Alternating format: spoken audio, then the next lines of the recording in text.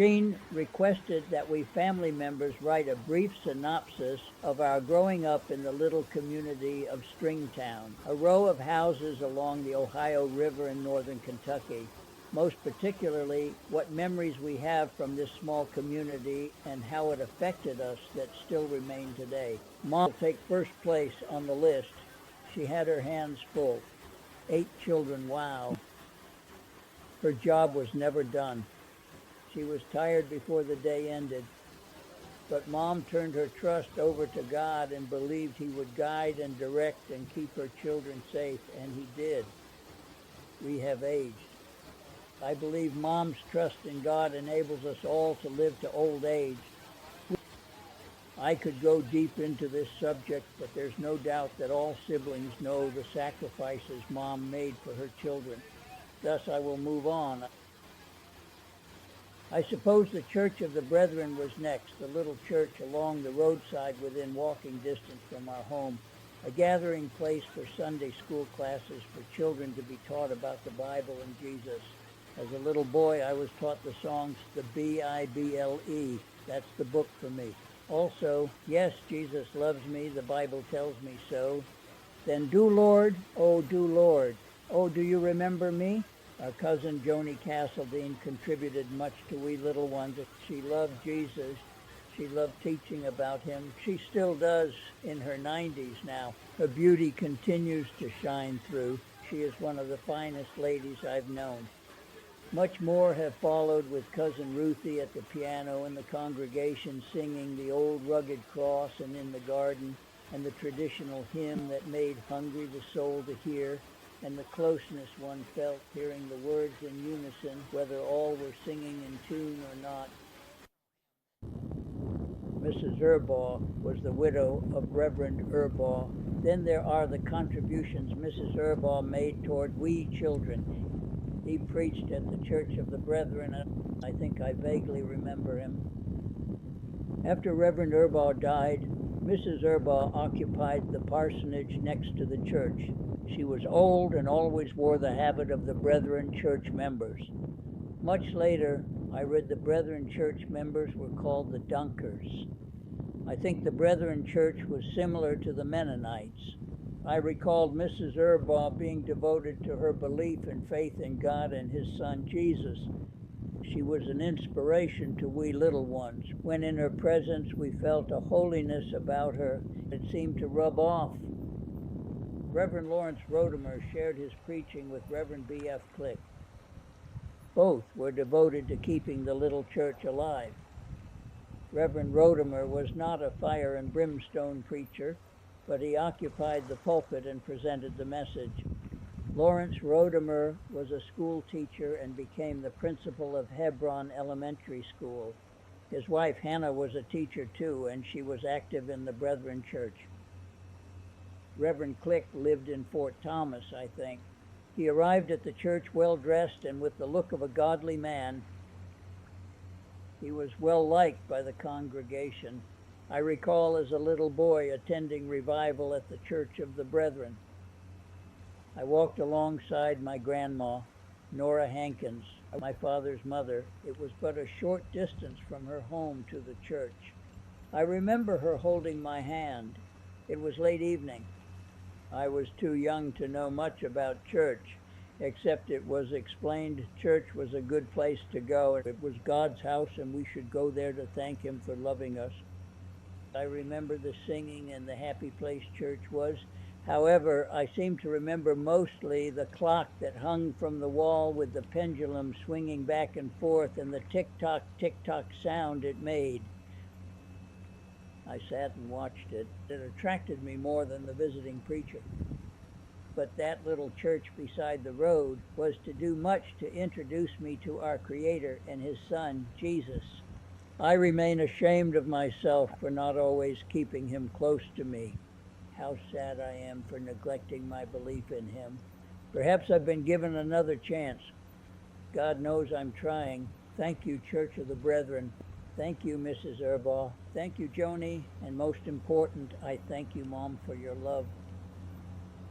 Important people. Others will follow. My brothers and sisters, I am the oldest. Then came Jim, Jean, and Johnny, and Sheila, and Rita, Steve, and finally Greg. When one puts all these lives together, one realizes how complex life can be.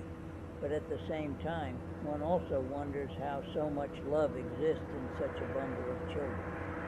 Now, all these years later, that love remains. Even with different opinions and ideas, love prevails. I think that love for each other was developed through observation.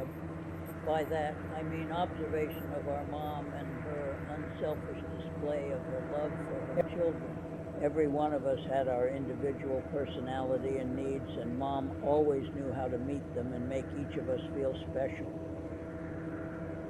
I did not know it then. I mean, when I was young as a boy and then a teenager and even later too, but as I look back now, I truly think God was with Mom. She trusted him. No doubt there had to be many times in her life when she cried. It was God who carried her through to the end. I feel bad. I feel guilty. For times when I should have been there, I wasn't. I was caught up in myself. I mentioned I am the oldest. When I look back, I think being the oldest is not good. Too much happens. The oldest become the first joy of a parent. The oldest receives the most. The oldest becomes spoiled and soon expects more and think he deserves more, but does not know why. Terrible place to be. When I look back, I see myself there. No, being the oldest is not a good place to be. Too much pressure, too. As I proceed, I will add thought as they come to me, thoughts that will validate what I feel. I was slow to learn in school. I did not know why, but I had a very difficult time learning. Today there is a word for those who cannot adjust to a classroom setting and listen to the teacher. That was me. My mind drifted somewhere else. I mostly looked out the window. My report card always reflected my failure.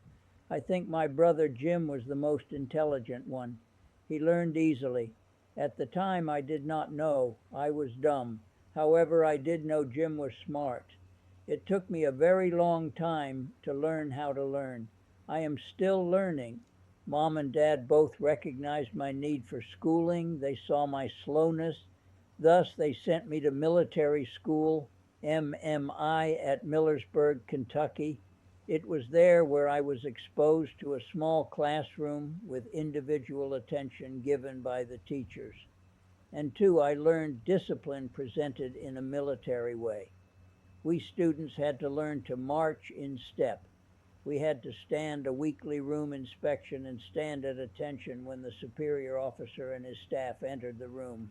I always did well at inspections. My shoes were spit-shined to a high luster, my uniform starched and neat.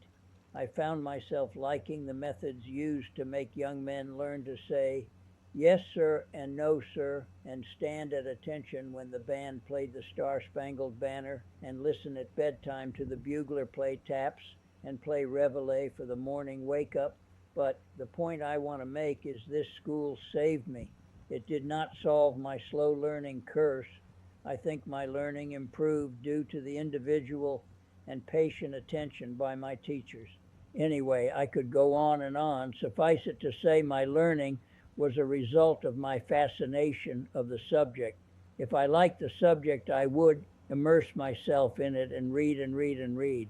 As a young boy, I was exposed to a man who wrote books. Tom Sawyer and Huck Finn were but two of them. His name was Samuel Clemens, or Mark Twain. Later on, I became addicted to this man. I studied and read about him. Nearly every day, he became an important part of my life. And I learned that I had a good memory, almost word for word. I could recall that which Mark Twain had written. I was excited. I was not really dumb. The malady remained.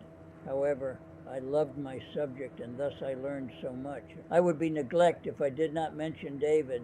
He was our firstborn, Gloria and me. A lovely child he was, with silky blonde hair and blue eyes. I remember he was unselfish and kind to others.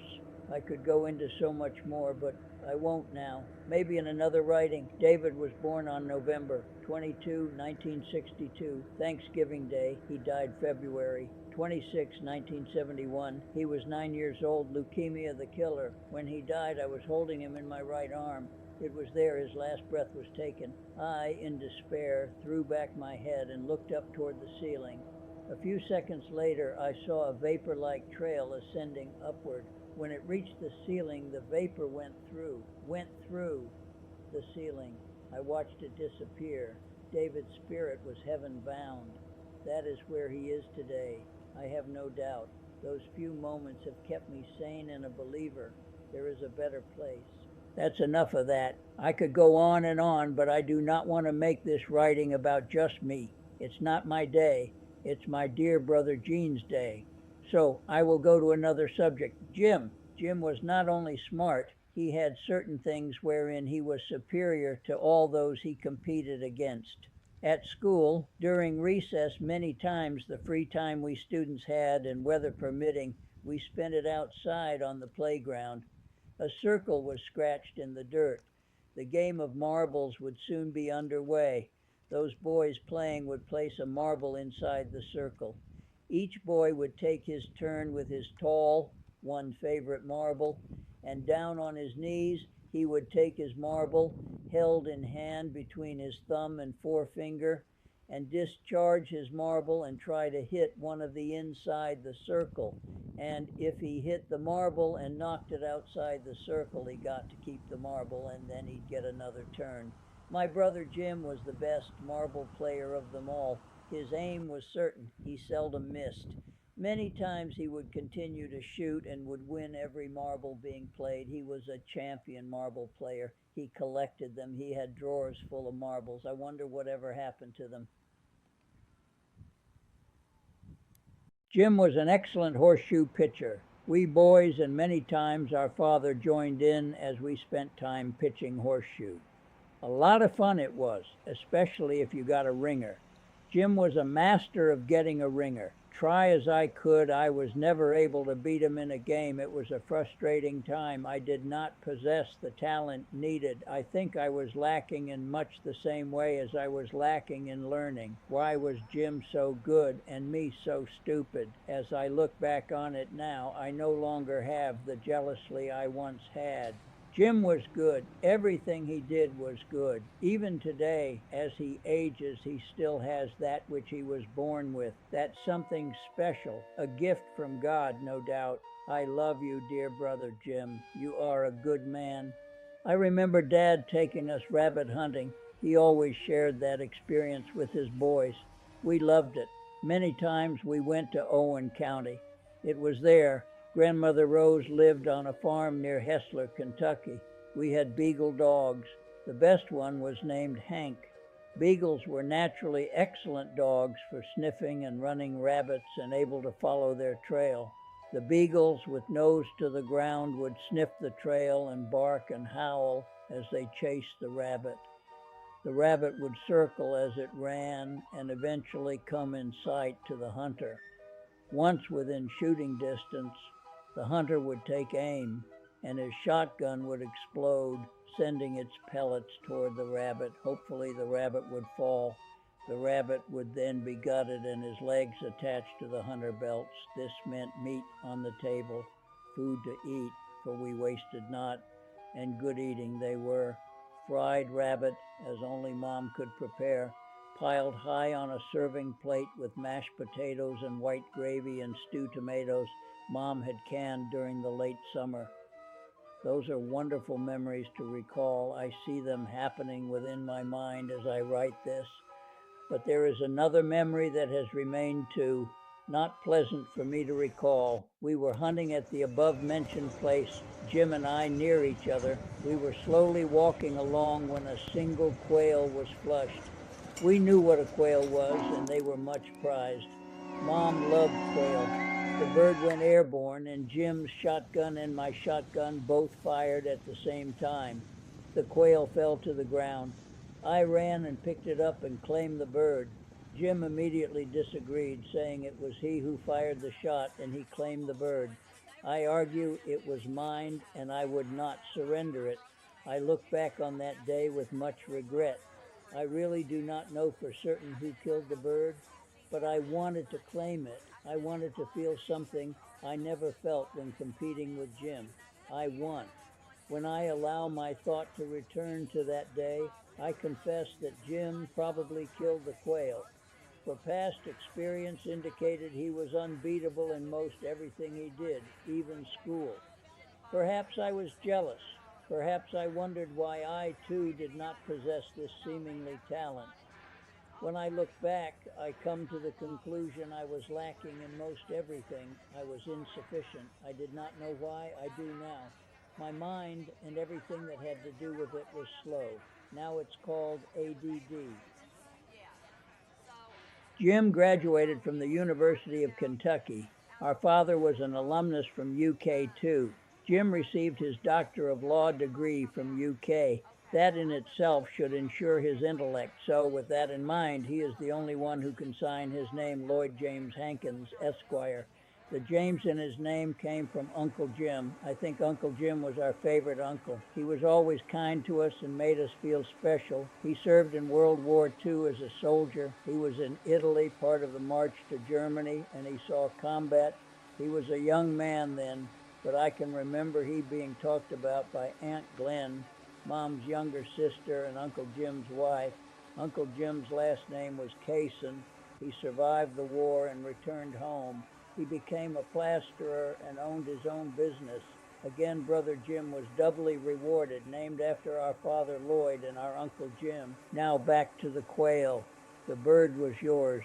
My claim of victory haunted me, still does. Gene. Gene, this day for which this document is written, Gene was always special. He was himself. I think he knew who he was from an early age. He was handsome, still is. Although his head is filled with gray hair now, he is the only boy child who kept his hair. Maybe Greg has most of his. Gene had the ability to learn. His skill in math and history remains impressive. His ability to become skilled in chess also remains impressive. He continues to play that challenging game weekly to this day. He studied it with intensity. He was locked inside the Cincinnati library. No one knew he was there, but in a small room, Gene was engrossed in the study of the game of chess. He lost track of time. The library closed for the night. He probably is the only Cincinnati Public Library member to sleep over inside. Gene is a U.S. Marine. I say is because once a Marine, always a Marine. Gene served his country well. Although not in combat, he joined the best military group, yes, the United States Marine Corps. Thus, another pride I have in my dear brother Gene. This was after he completed high school. He graduated from Boone County High School. He was on their basketball team. There was a teacher of English at Boone County High School. Her name, Hazel Fowler. Her tenure teaching was long. She taught our mother, too. I had her as a freshman. It was obvious she did not like me. She was always making me feel inferior. No doubt she had no room in her mind for slow learners. That is the place I occupied and was embarrassed, but I couldn't help it. Focus for me was impossible. I make mention of this because of a story Gene shared with me many years later. Gene's handwriting bordered on deplorable. Mrs. Fowler once said to Gene, "Your brother, Lewis, was stupid in my class, but at least he could write. His handwritings were readable. Yours impossible, terrible." So, with that new knowledge, Mrs. Damaging hurricane struck the southern part of the U.S. Many were killed in this disaster. It occupied the news media for some time. As I look back on this memory, the hurricane was named Hazel, and the only good that came from it, Mrs. Fowler now had a new name, Hurricane Hazel. Oh, but the name fit. Hurricane Hazel, aptly applied, in my opinion. Talking about Hurricane Hazel, her husband was a chess player. Like Gene, he loved to play. Somehow, he found out about Gene and that he was an accomplished chess player.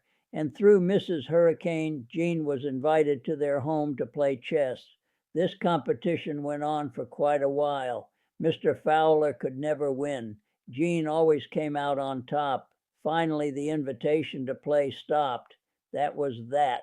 There's more to tell, but I have so much more to write. To me, my brother Gene is a good man. He is intelligent and successful, with many accomplishments as his legacy. I am so grateful he is my brother. I enjoy talking with him. We have many same interests, history one of them. Johnny, brother number 4, another smart man. Since I went away to a military school, I do not remember much about his school years. I do not recall Johnny having difficulty with his studies. As brothers, we were close. I think he looked up to me. Johnny loved sports. He loved baseball and the Cincinnati Reds. He knew the sport inside and out. He could predict what the manager would do in certain situations. I think Johnny would have been an excellent baseball coach and even a manager. We had a great uncle who played Major League Baseball. His name was Abe Hankins. He was a pitcher. I think he pitched for the Philadelphia Athletics. Our dad played minor league baseball. He was considered a good player. As children, we used to go on Saturday and Sunday games in which he played. I think he played third base. Red Lane was the manager.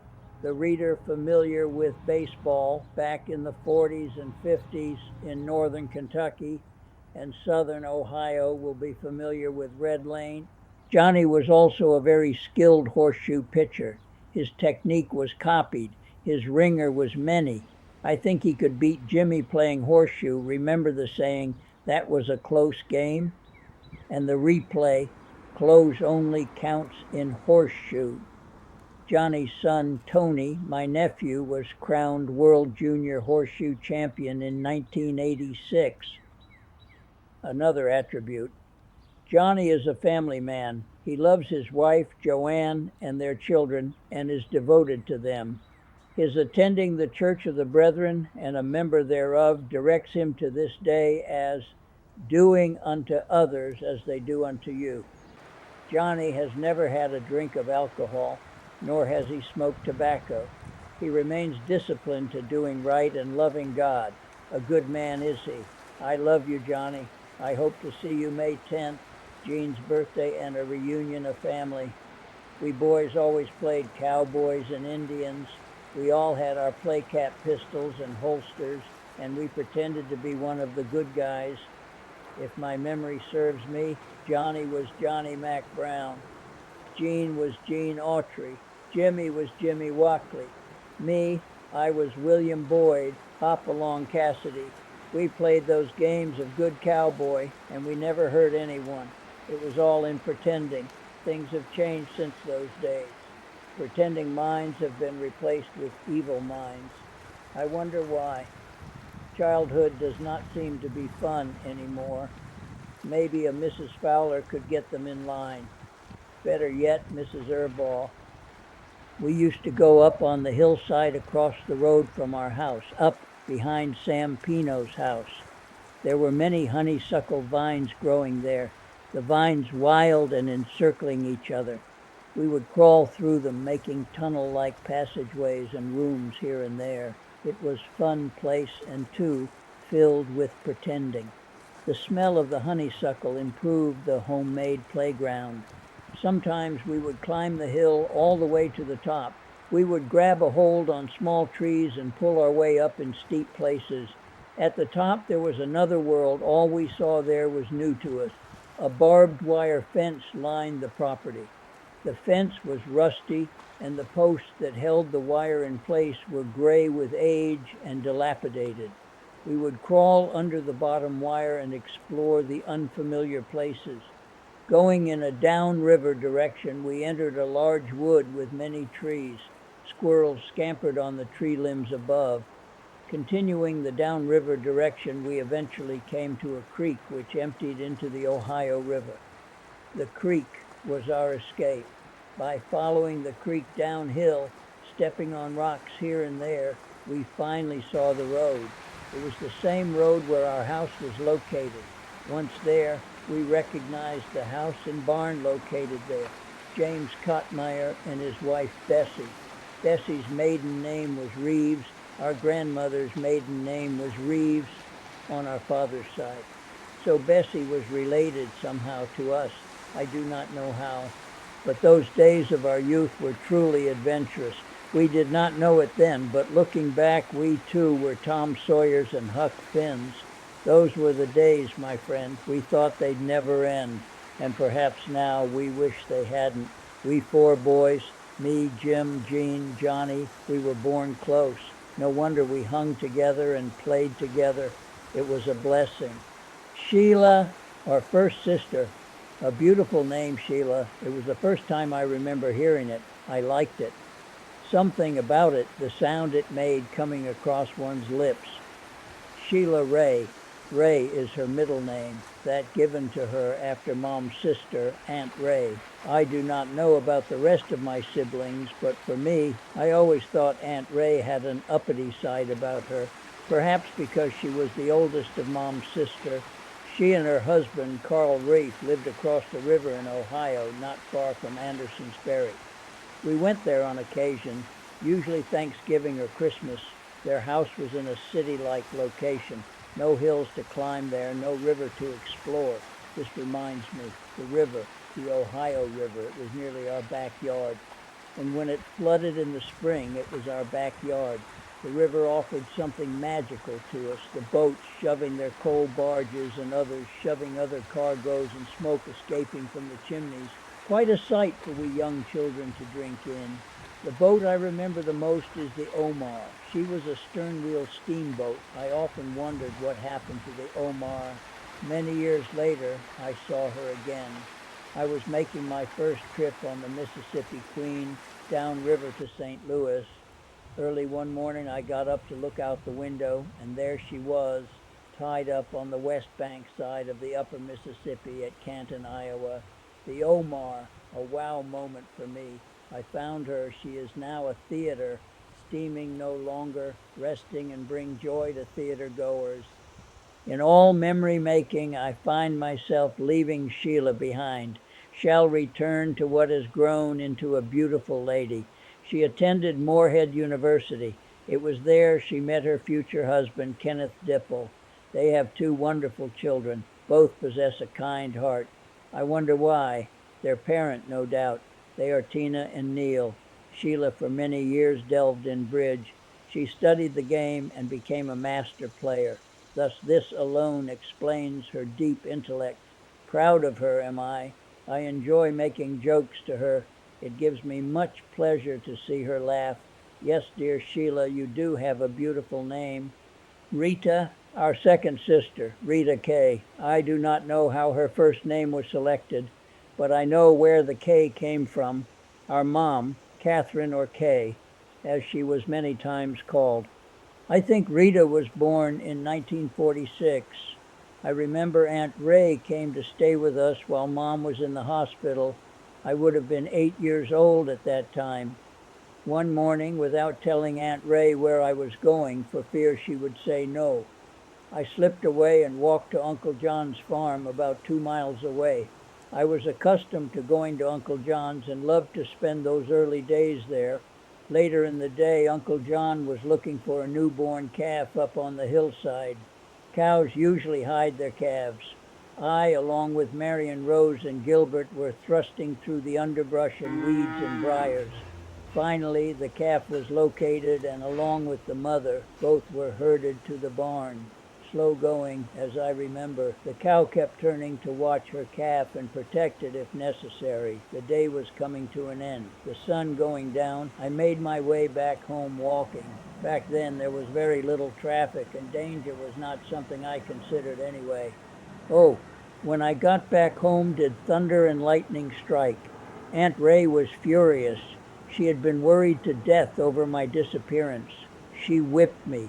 I do not recall what her weapon of choice was. A switch, I think.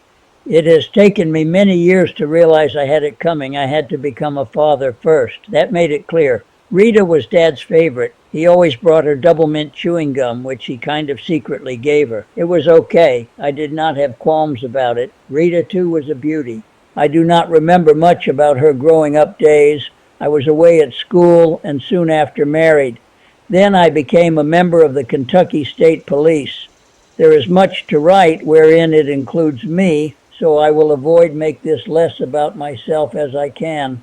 Rita also attended Morehead State University and received her master's degree, enabling her to become a school teacher. She served in that capacity for 30 years and even returned as a substitute teacher. So proud of Rita we were and still are. When she was at the university, she was dating a young man, his name Richard Cook. He was a part of Cook's Garage and Towing, located on Frogtown Road at Union, Kentucky.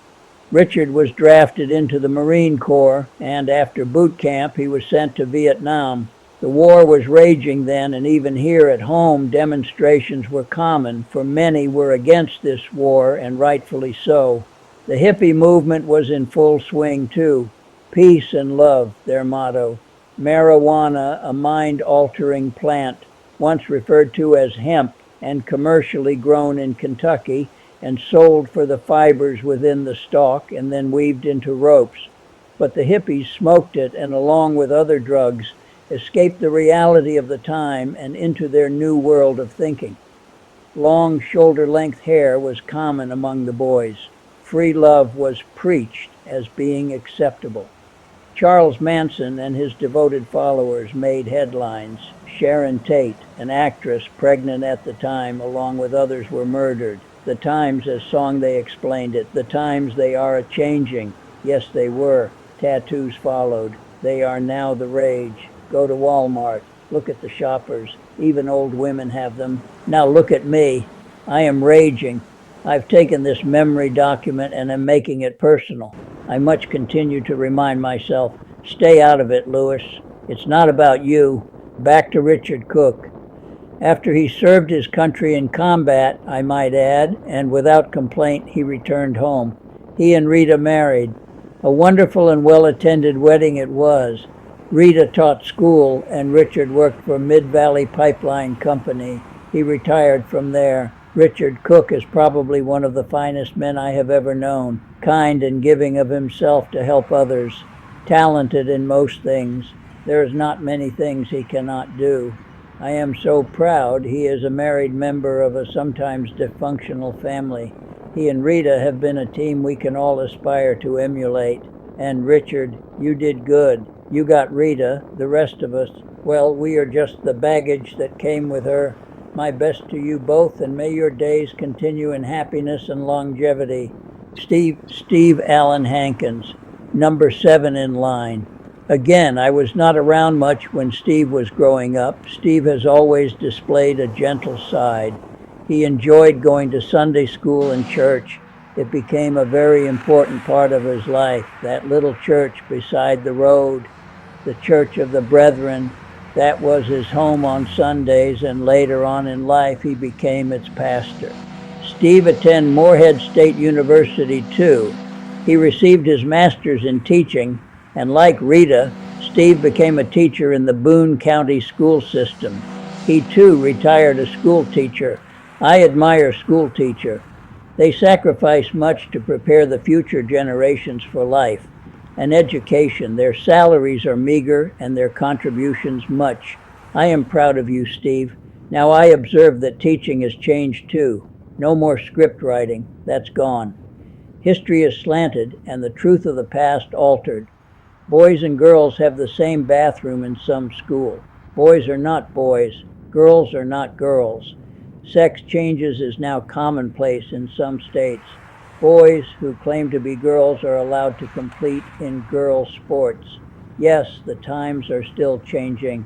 They call themselves progressives. Mark Twain once said, "We will progress and progress and progress, and if that isn't hell, I do not know what is."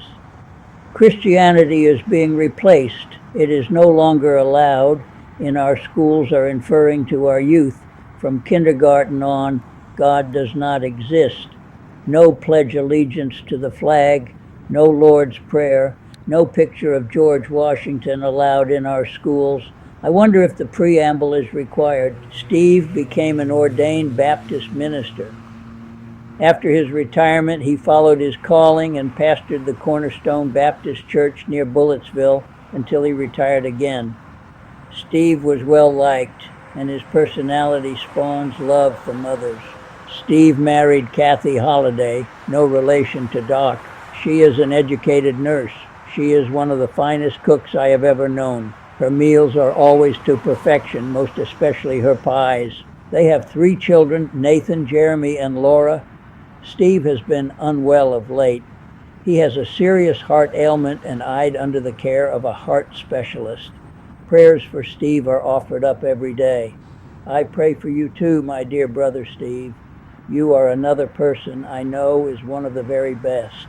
I love you, my dear Steve. May our Heavenly Father continue to be with you and your wellness soon return. Gregory Wade Hankins, the caboose of this train of children. I must confess that I do not know much about Greg's childhood. I think he was only 9 years old when our dad passed away. I remember when he was a little boy, he loved playing with small plastic soldiers. He'd line them up in battle formation and pretend they were fighting a battle.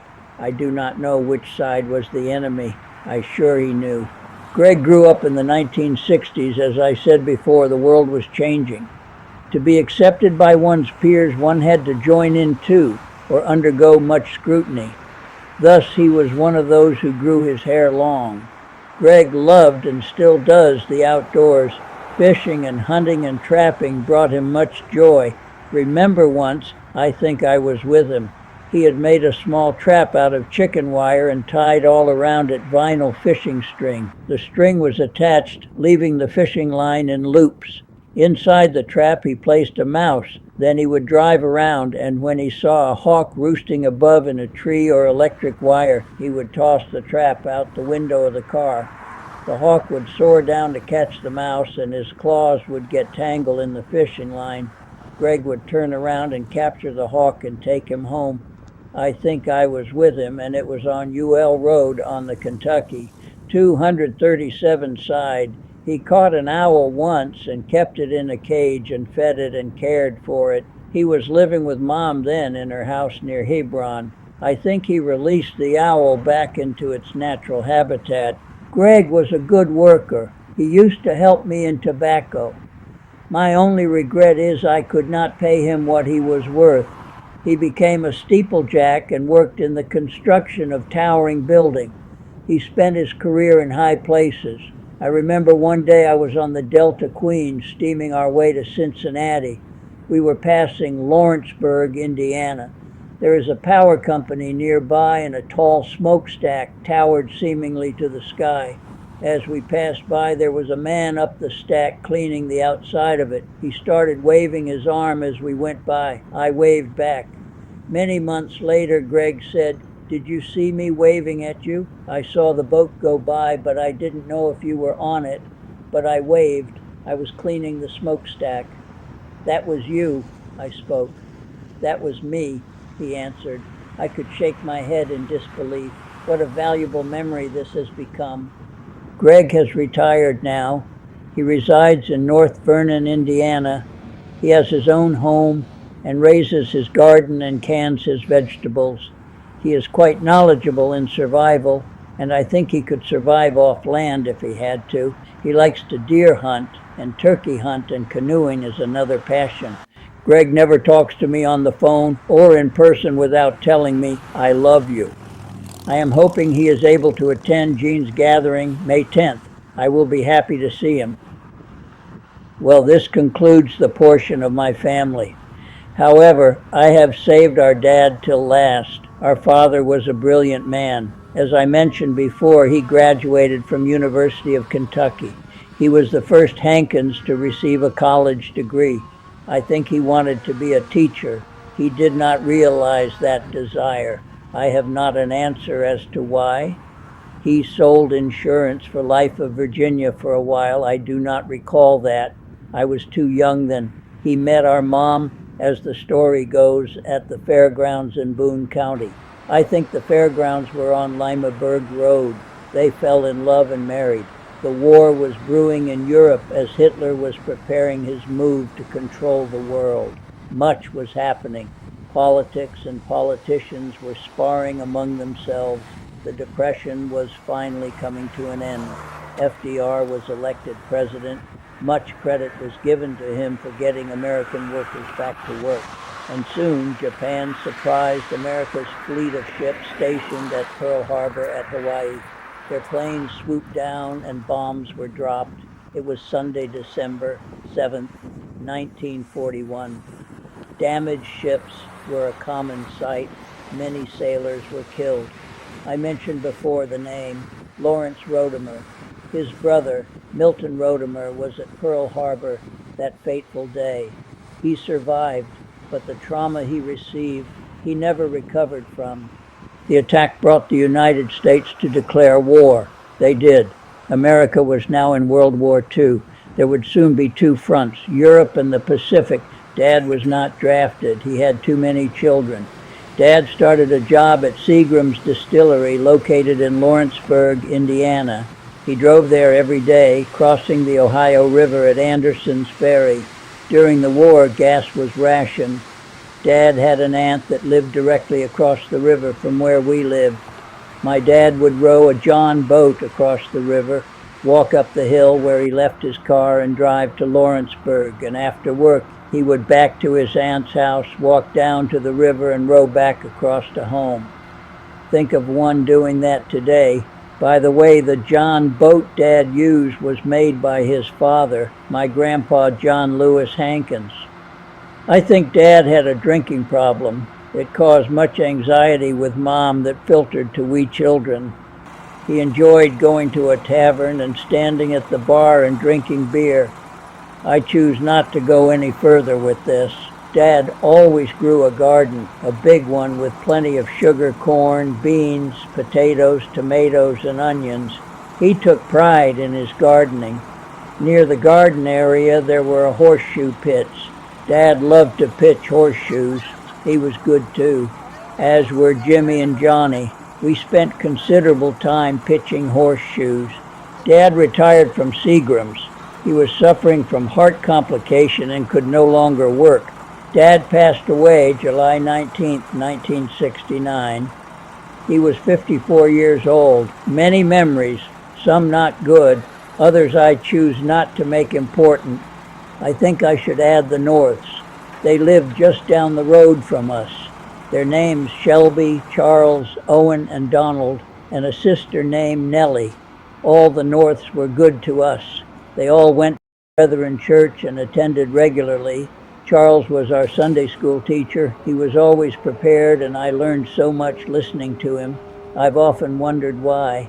He explained the lesson like a story. His brother became an ordained minister and was pastor of our little church. I was no longer living close by, and my days going to that little church ended, but I loved the Norths.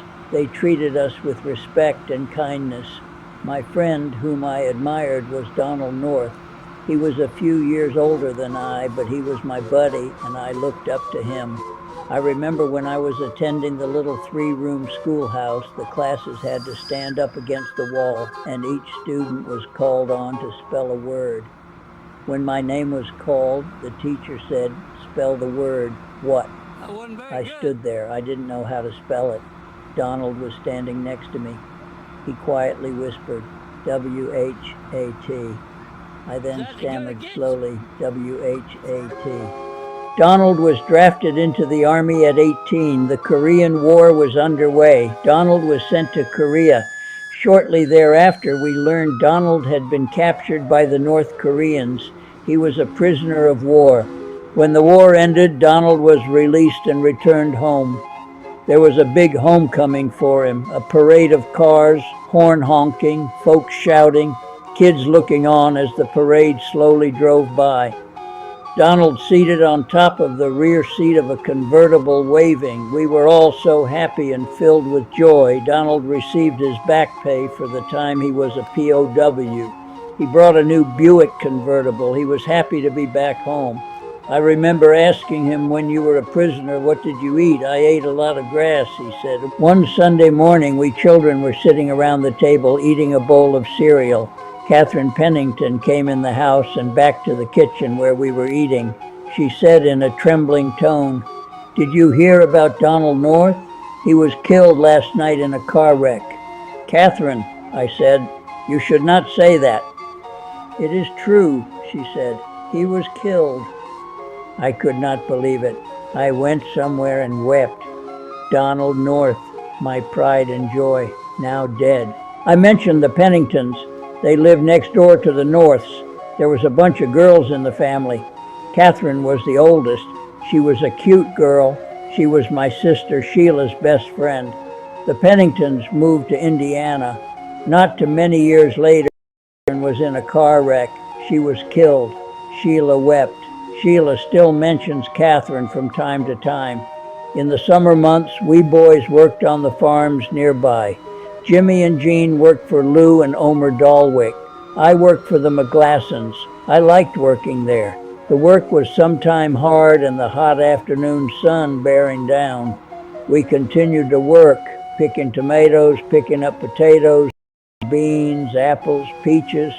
The vegetables were prepared and placed in baskets and loaded on the truck and taken to the farmers market in Cincinnati, Ohio, where folks came to buy fresh homegrown vegetables. I love farming yet today. Nothing like being outside surrounded by nature. Well, there is so much to say, but now it is time I go. I want to thank Gene for the invitation to his 85th birthday gathering. I love you all. Your brother, Louis Hankins.